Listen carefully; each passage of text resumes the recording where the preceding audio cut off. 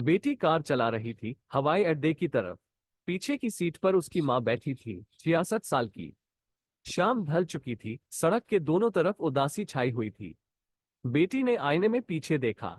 माँ सो रही थी, मुंह खुला हुआ, चेहरा राख जैसा सफेद और खींचा हुआ, मानो उनकी सारी ताकत निकल गई हो। वो कमजोर दिख रही थी, एक मुरझाए फूल की तरह। बेटी का दिल धक से धड़कने लगा। अचानक उसे अपनी माँ का दुबलापन, उनकी उम्र का बोझ गहराई से महसूस हुआ, जैसे ये सच्चाई अब तक उसकी आंखों से छिपी थी। बचपन में तो बेटी के लिए माँ से थोड़ी देर दूर रहना भी असहनीय था। अब ये जुदाई स्थायी होने वाली थी। एक अजीब सा खौफ उसे जकड़ने लगा, मानो उसकी माँ धीरे धीरे उससे दूर जा रही है, उनकी जरूरतों से अनजान बन रही है। माँ सोती रही और बेटी अपने विचारों में खोई रही।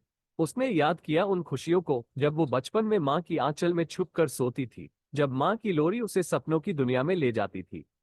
अब मांग में वो ताकत, वो मजबूती नहीं थी। अब मांग उसके सहारे की मोहताज थी। हवाई अड्डा आ चुका था। कार एक तरफ रुक गई। बेटी ने एक लंबा सांस लिया, अपनी भावनाओं को दबाया और मुस्कुराकर माँ को जगाया। मांग मुस्कुराई, एक कमजोर सी मुस्कान। बेटी ने उन्हें गले लगाया, उनके कानों में कहा, जल्दी मिलेंगे माँ। वो मुस्कान एक मुखौटा थी, उसके अंदर का डर और उदासी छिपाने के लिए।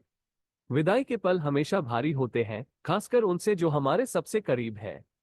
इस कहानी में कवित्री ने उस माँ बेटी के रिश्ते की गहराई को छुआ है, जो उम्र के साथ बदल जाता है। वो हमें याद दिलाती है कि जिंदगी कितनी नश्वर है और हमारे पास अपनों के साथ कितना कम समय है। वो कहती है कि अपने प्यार का इजहार करने में देर न करें, हर पल को जिए, क्योंकि कौन जानता है कि कब ये पल हमेशा के लिए यादें बन जाएं।